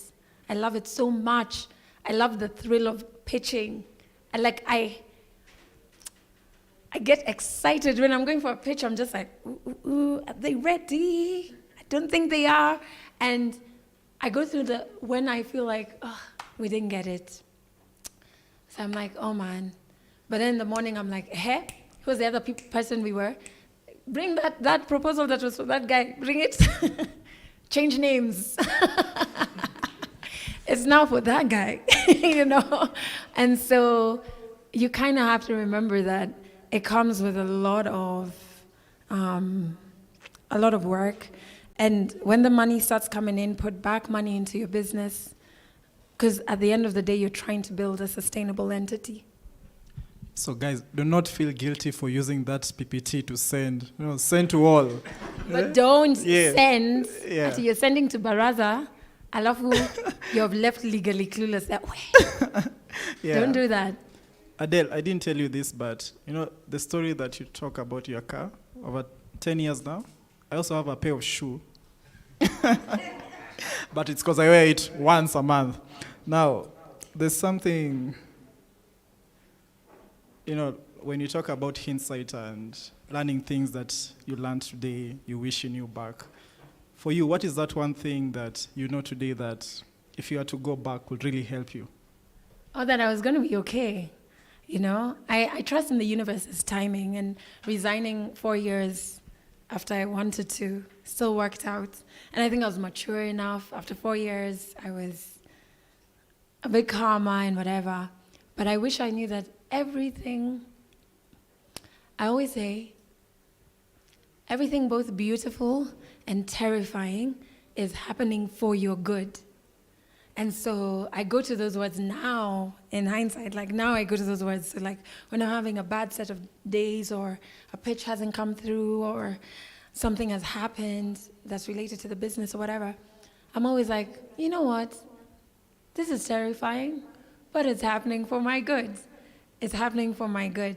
And so I wish, when it took me so long to resign, I wish I knew that. And I wish I stopped looking to other people, like, please tell me it's going to be okay. Okay. Then it lasts 2 minutes, then the next one, please imagine, just tell me it's going to be, universe, I need a sign now. Send me an email that it's going to be okay. It comes from inside. And so I wish I knew that, because now it's made me so indestructible and so grounded, not in a humble way, but in a, whatever rocky things happen outside, I'm very like 2 feet on the ground. I'm like, okay, it's happening for my good. We're going to figure this out. We're going to figure this out. And so I wish I knew that earlier. If you're waiting for a sign, you know, there's some people who came, I'm coming to Baraza today looking for a sign. Adele is the sign. She's told you. She's told you. Okay. Yeah, it's going to be okay. Even if it's in a relationship, guys, just leave him. Now, Adele, before I throw back the questions to you guys. Poor guy, just leave him after Valentine's. Okay, you can wait like Let's wait until March. Yeah, March is next week. Before I throw back the mic to the audience, what would you say has been your biggest achievement at Legally Clueless? I think that we're still here 4.5 years later. Okay, I'm saying 4 years, 2019. Is it 4 years? It is. I was going to be like, it's 5. I think that we're still here, and that we're growing, and we're still, you know, we're clear in our mandates. We're impacting lives. We're doing what we say we want to do on a weekly basis. We're not rushed. We're not tetemessured by like, have you seen the latest type of content? Na imepata 600,000. I'm like, ni sawa, I swear. We're here, you know? And so accolades are great, and like having different companies reach out and want to collaborate with you, or knowing your top 3 on certain platforms, or that we have, you know, I get feedback. Obviously, I can see the insights, and I know our countries are not just Kenya. But then when you get somebody from Tanzania, from Rwanda, from South Africa, I was on a call for work, and the lady sits in South Africa, and she's like, oh, I love your podcast. You know, when someone says that, you're like, this is buttering me up. I know this dance. And but she actually told me the episode. She's like, there's a particular episode. A girl talked about a boarding school experience in Kenya. I had the same experience in Johannesburg, and that resonated with me. And I was like, okay, so that was not a negotiation, that was real. Those are good, but I think that we're still here, and we're doing what we're meant to do. We've not gone into clickbait or done something to get the numbers quickly or whatever. And I think we're trailblazers. And for a Black African woman to be leading that, I think I've done a pretty good job, you know? And so I think that's our greatest accomplishment, that we're doing it and that we're spearheaded by a Black African woman. Thank you guys for still being here. Are there any Black African women with questions? we're not going to do a lot, so I'll take 2 for now. Sorry, yeah. Please tell us your name. We also want to know you, him, her, and him. Oh, wow. I miss my voice. I'm just hearing you. I'm just like, man, you can shout. Good times. Great. So my name is Nicole Maranga, and I have two questions for you, sorry. So the first question is, what do you feel are components for a great podcast or a good podcast? And the second question is, how exactly do you stay grounded and ensure you don't follow different trends that are going around from podcast to podcast just to get the numbers up? Thank you. Okay, so the first question, take it with a pinch of salt. I'm not the Mecca. I'm not all-knowing. What works for me might not work for you. And the best thing about podcasts, unlike traditional radio, people pick their niche. Some people like podcasts that are in Swahili, so that cuts me out, you know? People like I'm looking for a Luo podcast. I think I'd like that. I like crime podcasts, you know what I mean? So it's not like radio where it's like, 90% of people like, although I don't know who these people are, but whatever. 90% of people like relationship stuff in the morning. I mean, they are there because the numbers are there. And so they do a one-size-fits-all because they don't have, the platform is not as targeted as podcasting can be. But I think you've got to understand 2 things. How does it, with podcasts, you only have your voice. So how is this listening trip for this person listening? If it's banter, and I see a lot of banter podcasts that I can now identify there's no prep. I can tell a mile away. I'm just like, you guys didn't prep, you showed up, and then you saw what was trending, and then you told, sorry if there's a John, but I keep going to John so that I don't get in trouble. John, what do you think about ABCD? John Kumbe hasn't shikanished the story enough to even have an opinion, so he's like, I think it's crap. I don't like it. You didn't prep. You're talking over each other. Again, that doesn't make a good listen. Because it's just, so it's like, the listener is like, oh, am I listening to John? Richard? Who? You know? And it's not, and then another thing is you leave out the listener. So for example, John and Richard, they're great friends. They even hang out when they're not recording. So they will talk about, yeah, remember that chick we met at that club in West T? Yeah, that club in West T. Yeah. And man, she told me, no. What club in West T and when, John and Richard? I was not there. I don't even live in Nairobi or Kenya. So what is a West T?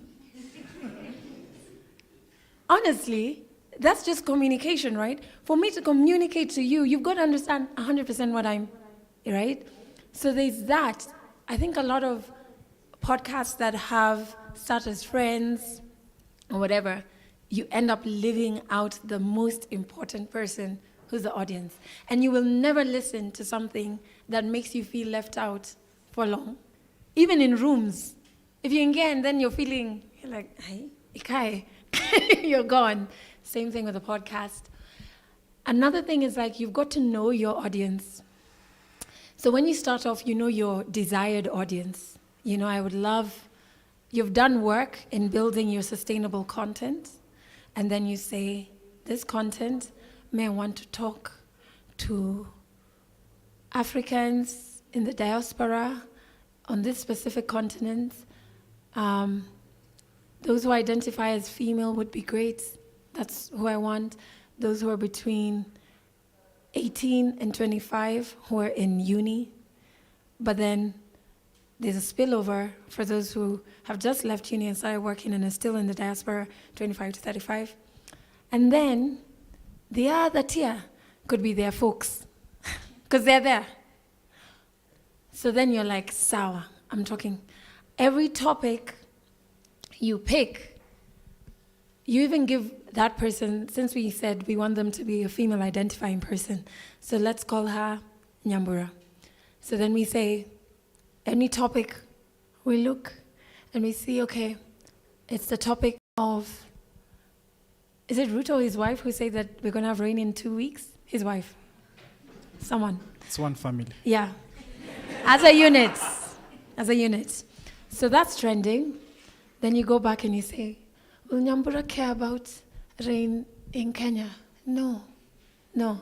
So it's trending, but Nyambura doesn't give a damn. Right? Or you look and you see, all right, there's going to be a Southeast Soul tour across the states. And this is probably a state where you hope Nyambura is. All right. So how do I get Southeast Soul on? Because Nyambura, I think you care. These guys are coming. Sindio. All right. Or is there an investment opportunity specifically targeting Africans in the diaspora?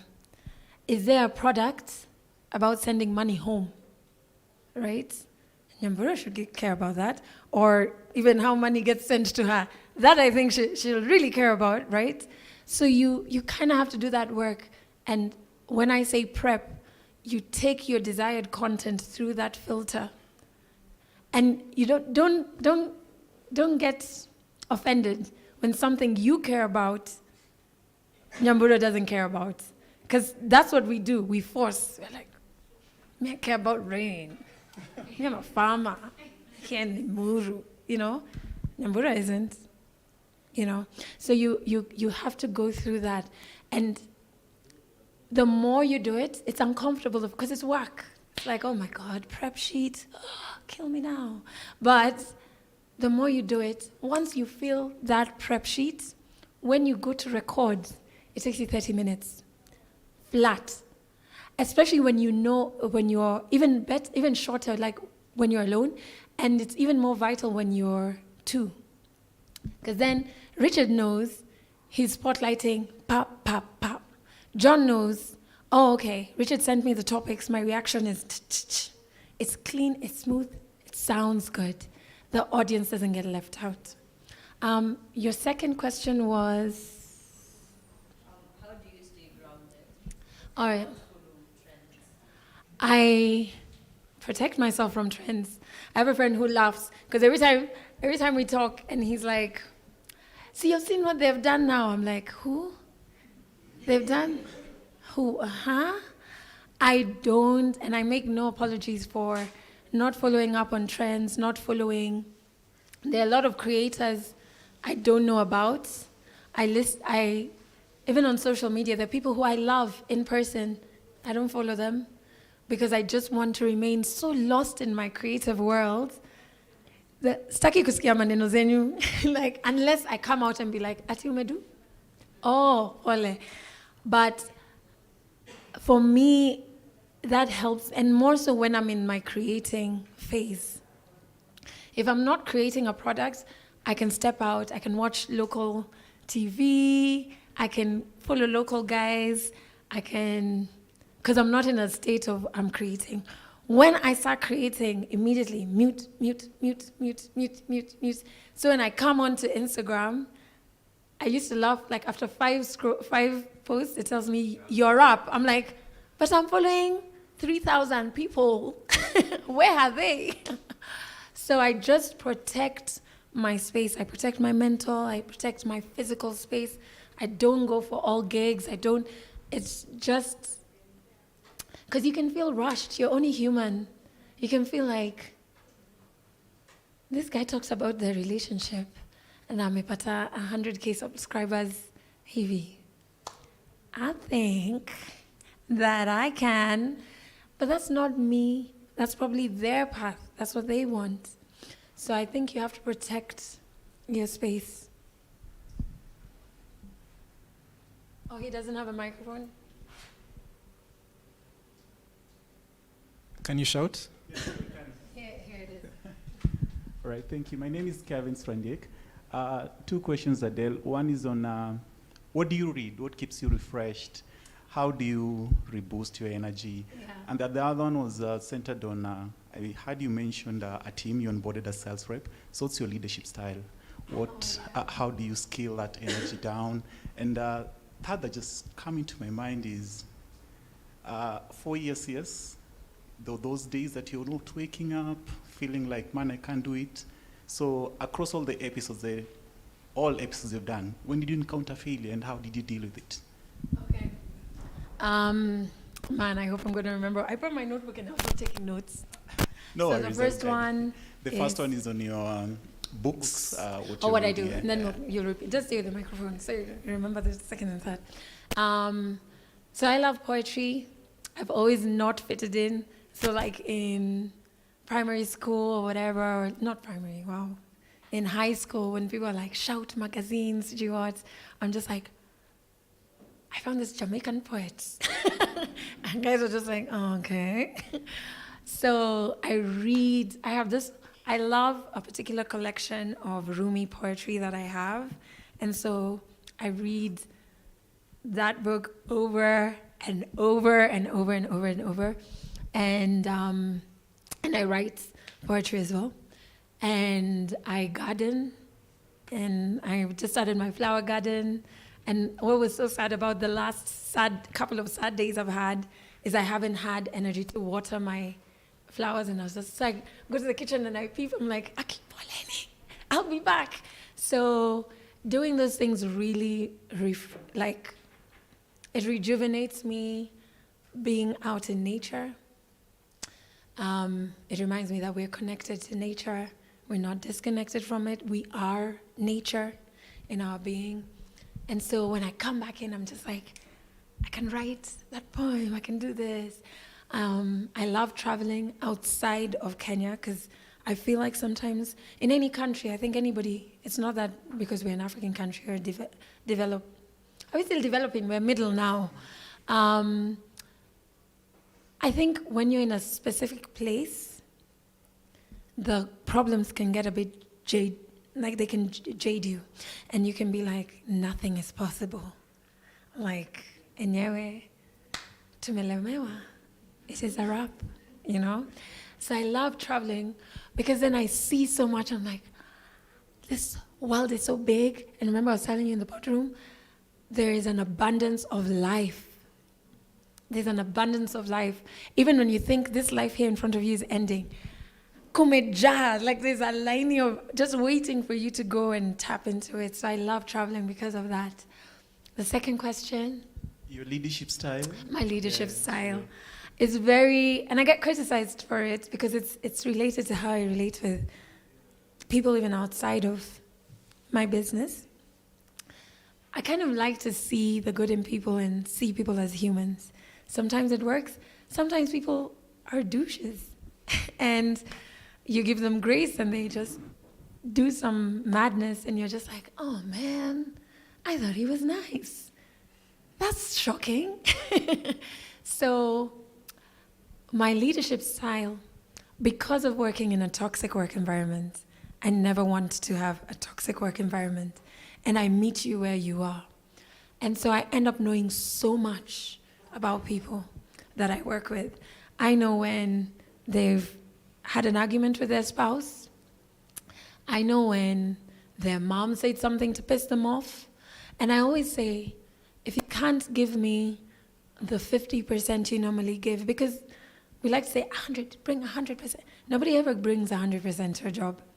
If you can't bring the 50 to the 60% you usually bring, let me know so that I step up mine and our output is still the same. So for me, even with contracting, I was like, are you okay with this? I'll even tell you, read again this clause here. I wrote it like this for this. And so I have a very human-centered leadership style, and I communicate even when I'm vulnerable to my team. And the reason I do that is I think I learned that from my mom. Feeling sad or being vulnerable is strong, and communicating that is strong. and showing it as strong, people see you as a human, and then they feel also connected to this thing you're building. But if you come in every day, what time did you come in? You don't even want to know. I was late because of traffic. I was late because of this. I mean, there are people who monkey about. But with my leadership skill, I've never had even one. Can you imagine that? So it pays to see people as humans. For the third question, on the down days, I say it, imagine. There's an episode that was sponsored, I think it was sponsored by either Gates Foundation, someone. And I said, me by the way, Leo, this life is tough. I'm trying not to cry in these episodes. And then I tell you how I'm feeling, and then I say, okay, but also, this program that Gates Foundation has, and then I have to tell you guys about this thing, and it's dope.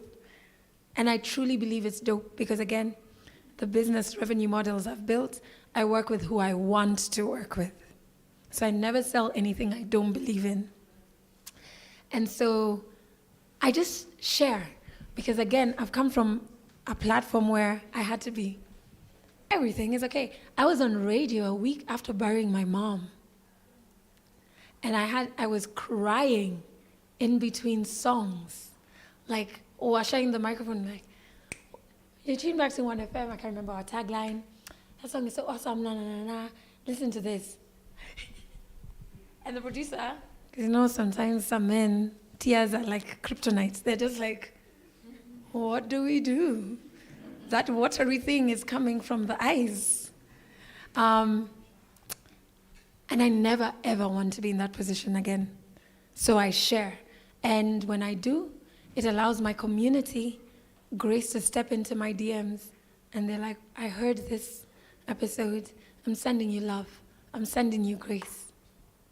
Yeah. We'll come to that, but I think he asked the question because her email is Adele at Adele. Anatafuta kazi. Ama?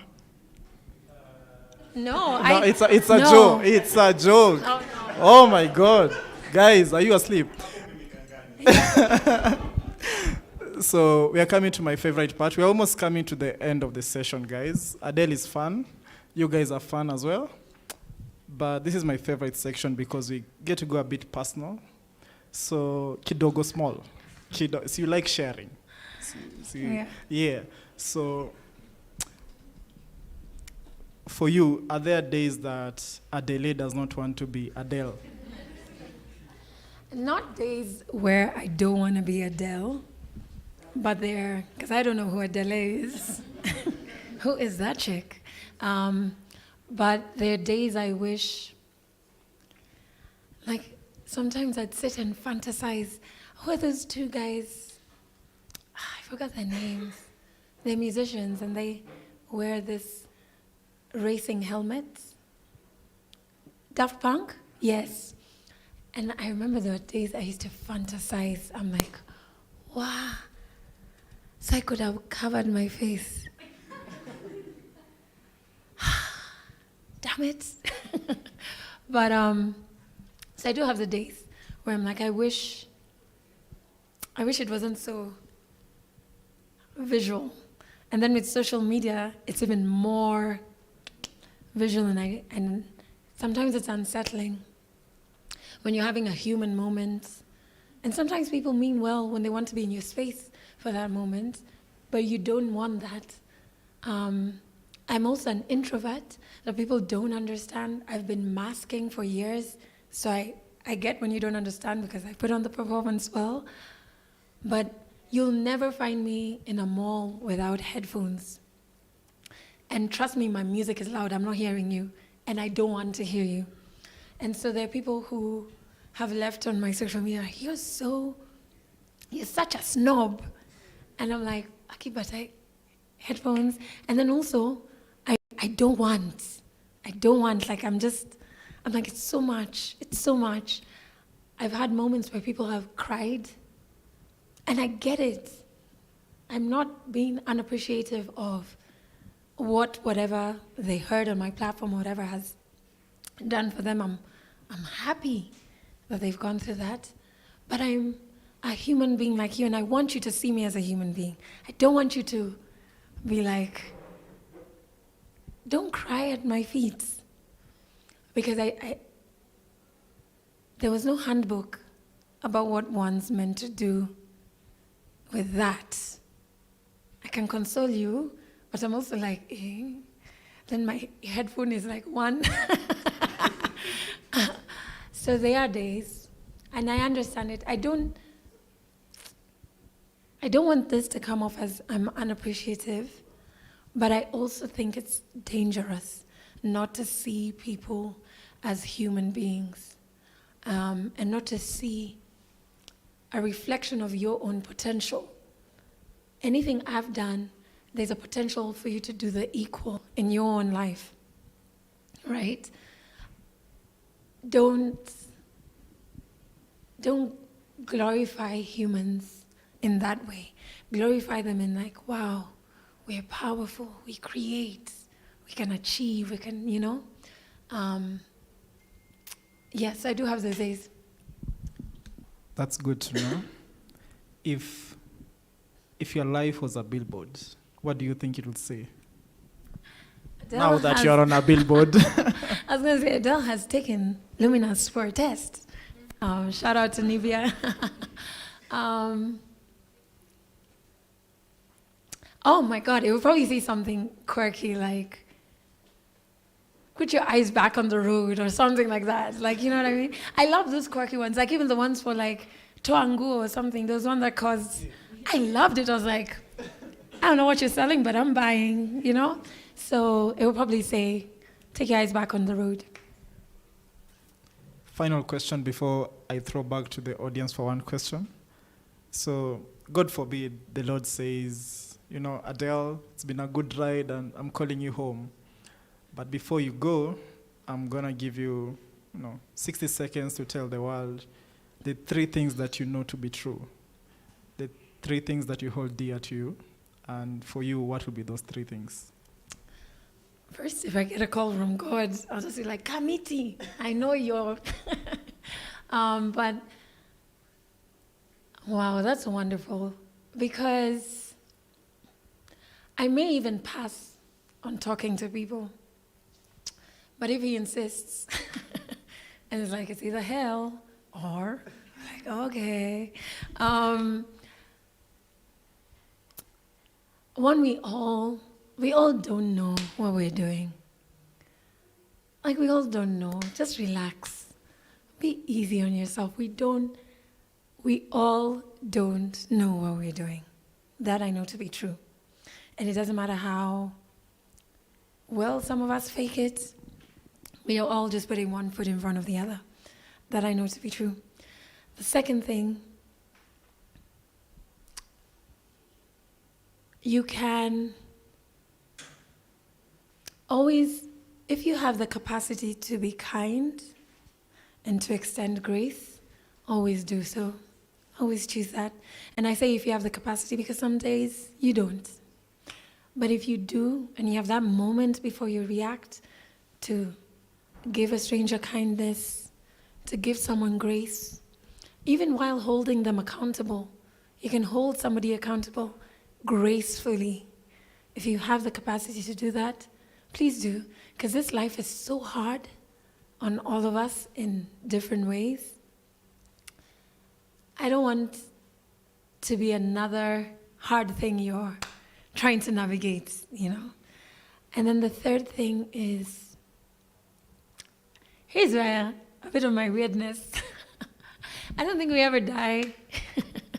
I don't think we ever die. I think we our physical being isn't here, but I think we're still present.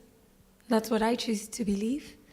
And so don't fear death is the third thing, Don't rush living because you're scared of dying. Life can even happen when you're still and in the moment. So don't fear death. I think I don't fear death. I just ask Beyonce's people. No. I just ask for it not to be painful. That's my own, because I don't like pain, so I'm like, let me sleep. Like, no car crashes or any of those things. But I don't fear death. I fear grief, so losing the people I love, but I don't fear death. So that's the third thing. Don't fear death. Don't rush your life because you fear death. I don't think we really die. I think, let me not scare you anymore. But just don't fear death. Yeah. It's too deep. You've gone too deep, Adele. We talked about this. So I'll take one question from a Jay-Z, one from a Beyonce. Please keep it. Don't say I have two questions. We don't like Jay-Z. You don't like The Jay-Z? Hive. Did you not listen to Lemonade? I didn't. No, I'm like, I drank it. So, no? One question from Jay-Z, one question from Beyonce. Keep it to one question, so I'll take you. There's a guy who had raised his hand down. Okay. Hi. I'm either Jay-Z. I'm just confused. Couldn't be confused. Good. Never. My name is Koyo. I am an artist, and we met earlier, so hi. Yeah.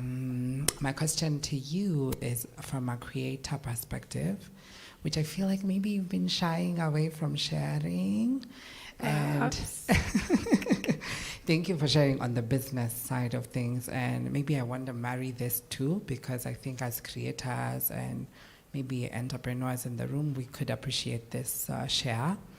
So I wonder what you have learned across, the years and the journey and the transitions, and I dare even say the many deaths that you have had to encounter to live.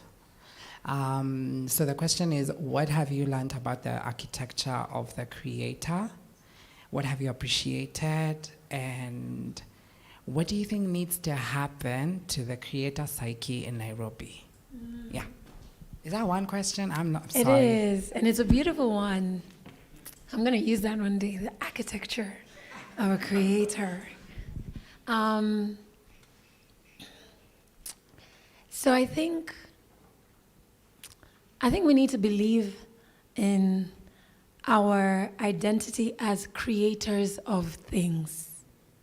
And we need to not honor the creating space. I feel like I do that very well. So the business is like a factory. So the creator place, the business rep doesn't come in. There's actually one guy I didn't hire because I was advertising a sales rep thing, and he was like, I want to be involved in the creation. I was like, you will start from door number 2. Door number 1 has incense, has candles, has creation happening, and an appreciation of it being the heart of the value, it feeding everything else.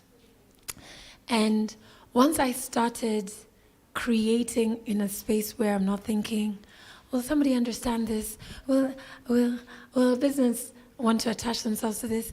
Will they understand what I'm saying? This is too conk. Once I removed that and I said, I am a creator of things. And I am creating for people who connect with these things because they came from a creator like them. It came from another human. There will be people who resonate with it.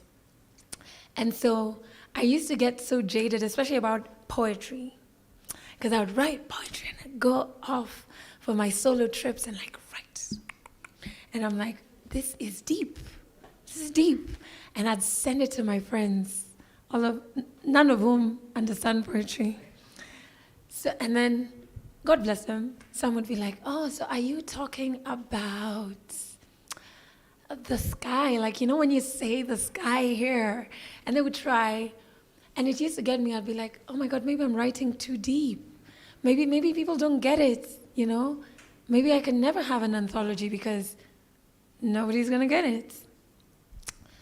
But I got to a place where I'm like, no, the people who get it, get it. The people who don't, and it's fine. So I think as creators, we need to honor our creative process and be protective of that sacred space. Because I think as humans, that's the way the world is going tech. Do you know what can't be disrupted?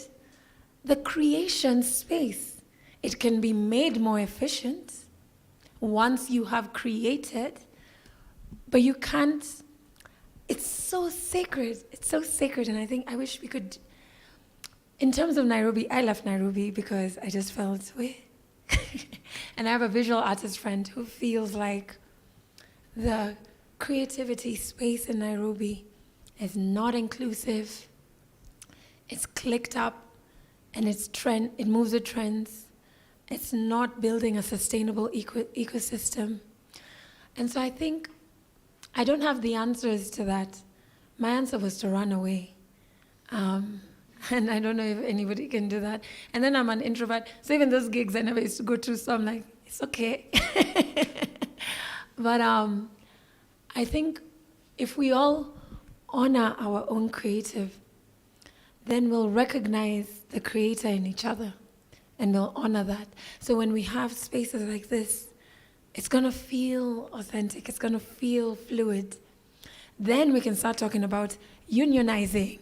You know, all of this, the activists in us can come alive.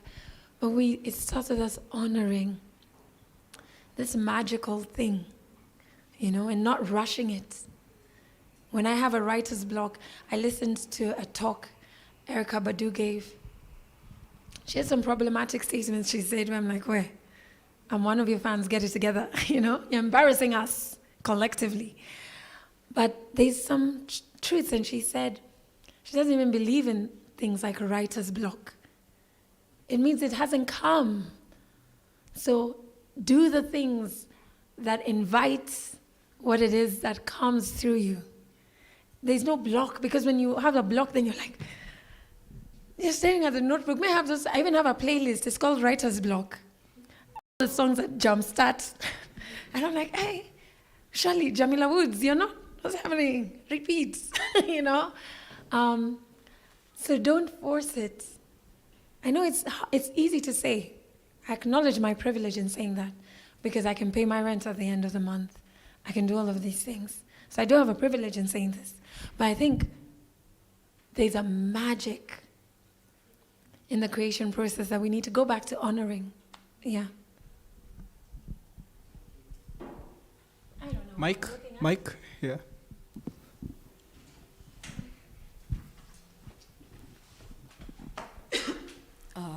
My name is Magdalene, and I think my question is kind of very complicated. So it's all about finding your right target audience. You've got everything that you need. You've got your content in place, your production, etc., etc. But then you end up releasing the content outside, either on YouTube or on Instagram or Facebook or Twitter. But then you get two kind of reactions. The first one, for example, I go to Canon and tell them, I want to review this product, you know? Then they give me the product, I go review. I have, let's say, for example, 1,000 views, or let's say 20K views, but then the company comes back and they ask, is there anybody who inquired more, you know? And then you go back to your comment section and there's none. Because everybody's like, oh, we love the production, blah, blah, blah, blah, blah, blah. But then trying to get that right target audience who's going to tell you, how can I get this camera? Or where am I supposed to get the camera? You know, the pressure becomes now worse because the company where you've been to and you told them, I want to review this product, they start, like, you know, they want to know what happens. Also on the radio, it becomes complicated, you know. I have got this kind of content. But then you getting the right target audience for these people becomes complicated, you know. You attend all these kind of events or seminars, you know, because necessarily my content is in business, you know, and then it's hard for you to get the right target audience because most of them, I'm a Gen Z, so I'll get the Gen Zs, you know. So I'll get like, let's say, okay, 300 of them, yes, but I'm not getting the right kind of person who's going to come and be like, hey, I want this and this type of business, you know? Or sometimes you end up planning, I want you to listen to the show because I'll be hosting this one. So after you've heard what they're selling, I want you to buy it, or I want you to like inquire or something. The pressure becomes hard, trying to get the right people who's going to like listen to your content, you know? Yeah, something like that. That's actually not a it's a very important question. One, acknowledge that it takes time, because you're building community. So you can't, first, the community has to believe that you're truly a photographer that knows their stuff. For me to believe when you tell me this Canon na is dope, I'm like, and yeah, she knows what she's talking about, you know? So it takes time for you to build a community interested in this one thing that your show is about or your content is about. That's one. Number two, because it takes time, you have to be intentional. If you're absolutely clear that this is the target, or this is the audience, my desired audience is this one, and I'm not wavering, I'm not changing, then you have to put it on platforms where they are. So for example, if I'm talking to your typical Gen Z and then I market on Facebook, I think I market on Facebook. Side note, I think the strangest people reside on Facebook, and you can't convince me otherwise, because the comments, I'm always like, do you guys inhale the same air what's happening? So, and it's not enough to put it on that platform once. It has to be over and over. You're trying to show you're genuine. You're trying to build your community, and community is centered on trust. You don't trust from the first video. You probably don't even trust from the 20th. It takes a while until they're like, okay, sawa, tell me about the camera. The third thing is, maybe your desired audience, you miscalculated, and they don't care about your show, which isn't bad, because then it means, okay, now these ones who care, let me now structure it for these ones who are here. So you pivot, and you're like, I'm only attracting Gen Zs. Gen Zs still have purchasing power. They still do. Maybe not for this camera, but they do. And they have purchasing power for certain things. Africa is going through a youth bulge. Everybody wants their youth. I mean, look at our politicians. All of a sudden, they discovered J's close to elections, right? So there's still a value in the audience that's saying, hey, I can't remember your name, Magdalene. Magdalene, we're here.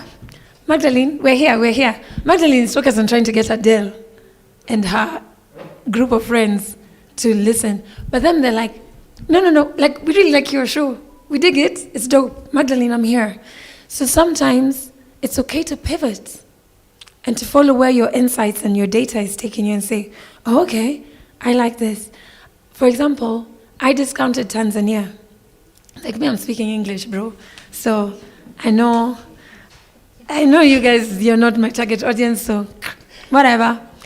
And then they just started popping up and going toe-to-toe with Rwanda. Sometimes beating Rwanda, I'm like, excuse.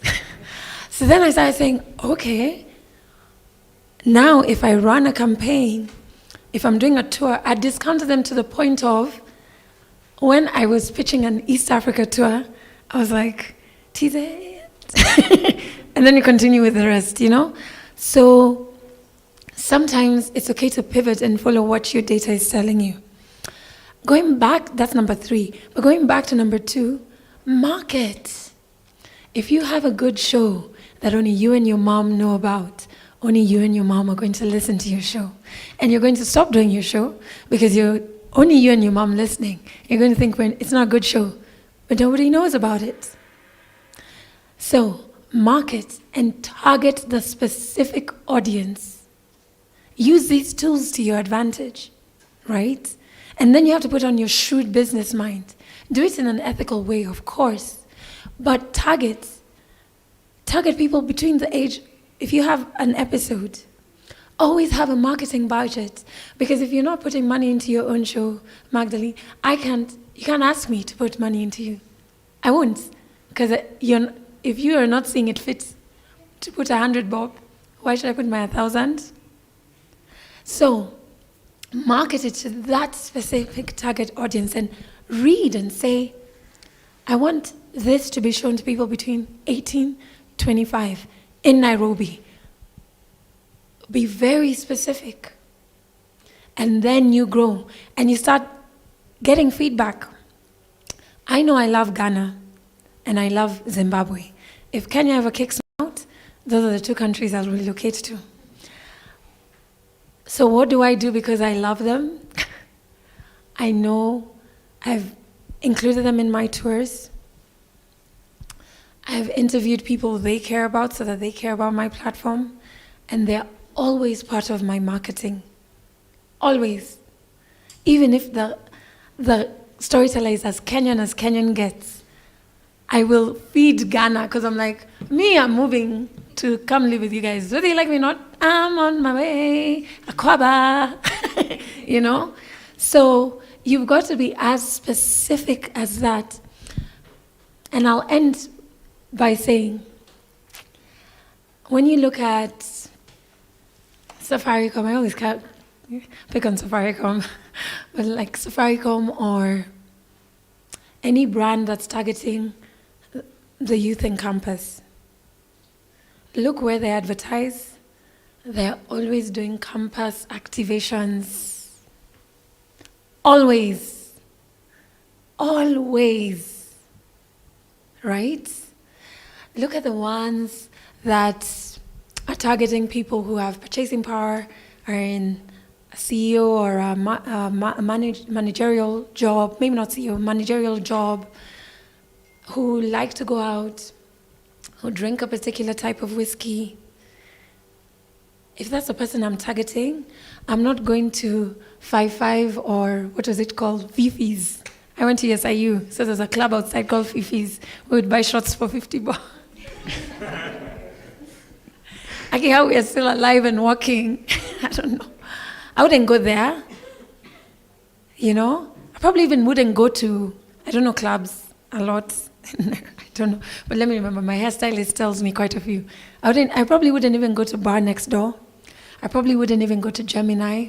I'd go to a local where Wababas are. Because guess who are the managers? The Wababas. That's where I'm going to go. That's where I'll do my activation in the language they want. So you also have to think about it like that and say, this is where I'm going. For example, I don't ever see Legally Clueless having a billboard. I don't. For the content, for the show, I don't. And I go back and forth with people on that. I'm like, no, my core audience, this doesn't influence their behavior. It doesn't influence their behavior. It doesn't make sense. So you also have to be so strategic about those places and always have a marketing budget. Even if it's 500 bob a month, it's 500 bob that you didn't have. Sadly, guys, we have to let Adele go. Plus, I also want to give you some minutes to network amongst each other so that you share your podcast. But Adele, before we close the show, finally, like a Kenyan preacher, I have some fun questions. Very fun question. You choose one, yeah? Lace or leather? It depends with who. With Wababa? Good Lord. With Wababa's food, helmet, protective gear, stay away. Okay, I'm in my girly era, so lace. Lace. Yeah. Mani or Arsenal? Man, I used to support Arsenal once because I was dating a guy. I was dating a guy who supported Arsenal. And I wanted to impress him so bad. Aki youth. So bad. He's probably going to watch this.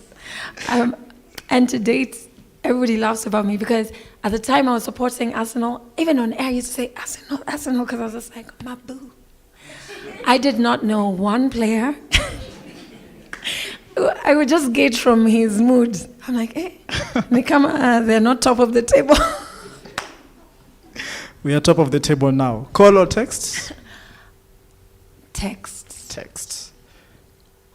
Chapo beans or chapo ndengu? Oh, I love ndengu. What? Chapo ndengu. Chapo ndengu. Coconut. Gengeton or amapiano? Gengeton, I love how authentic these kids are. I love how raw they even are about, because people are just like, oh my God, they are talking about the sex. What were you talking about at that age? What? Sex. Even now, what are you talking about?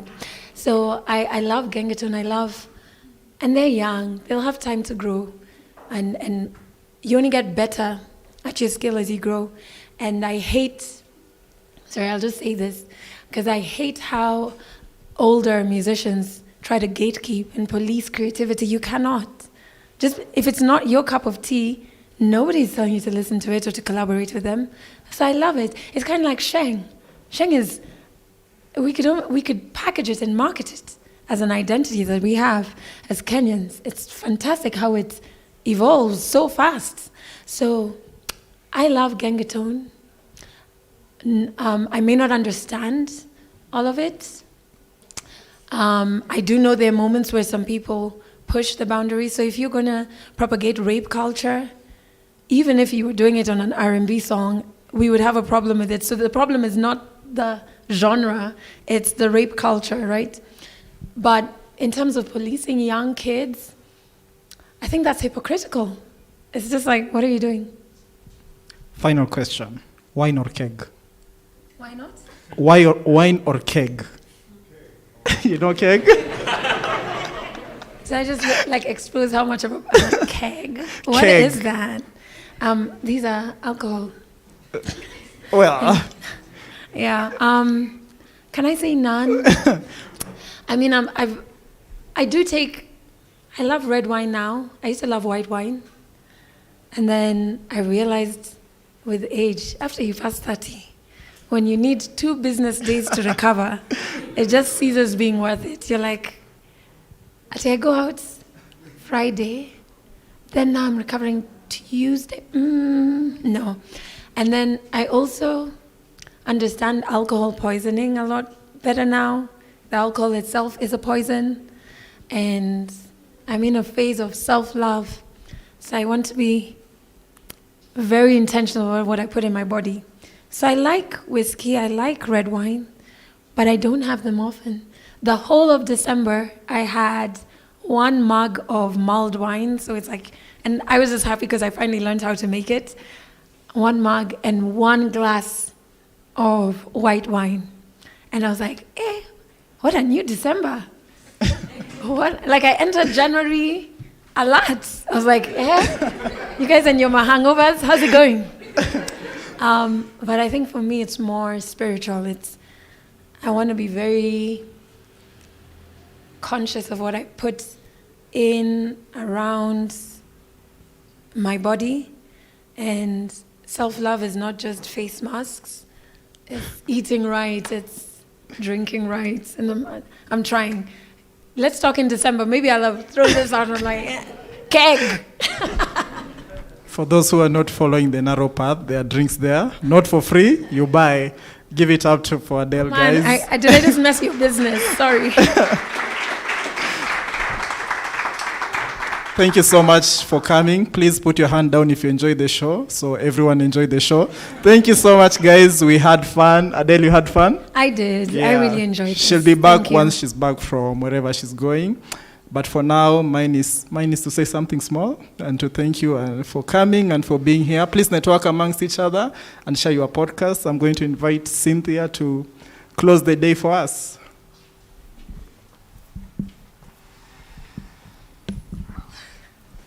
Did you enjoy that? I really enjoyed it. Thank you so much. Thank you so much, Adele. And I pray for your voice. I know. It'll be back tomorrow. Yeah? Surely last night. Thank you so much. Thank you so much, Eddie. I think you should plug in your podcast. Please. Shameless plug. So, guys, my co-hosting partner is there with Kababa Kofia. Yeah, we have a podcast called Podcast with No Name. And thank you. We tell stories of, we all writers. He's a writer, I'm a writer. It's called Ndogo Abisai. I'm Eddie Asher. We write we write stories and we tell our stories, like, the way we came up to becoming writers, and we have awesome guests. I'll share the link. If you have Spotify, which you should, kindly go to your Spotify and subscribe. We are looking for numbers so that we can pitch as well. But thank you so much. Spotify podcasts with No Name at No Name Podcast on IG. I promise we are funny. I tell better jokes than today. This is a hard crowd. It's a hard crowd. No, you've done an amazing job. Guys, please let's clap for Eddie. That was amazing. And thank you to you guys. Thank you for taking time to come to this event. This is not the end of it. For the Baraza Creative Series, we will be having a masterclass in 2 weeks' time. That is on the 9th of March. We will be having the CEO and co-founder of Semabox, that is Dana Seda. He will be taking us through like a deep dive in podcasting. I have just shared an email with you guys, so please, you'll find the registration link there. Please plan to attend that one as well. I'd also really love if you could share feedback on this event, what you thought was working, if Eddie was funny, if Adele was insightful. Please share. And also what you would like to see more from us. Thank you so much, and please follow us on our social medias. I think everything is Baraza Media Lab, right? Thank you. Have a good time. Have a good evening. I'll see you in the next one. Thank you.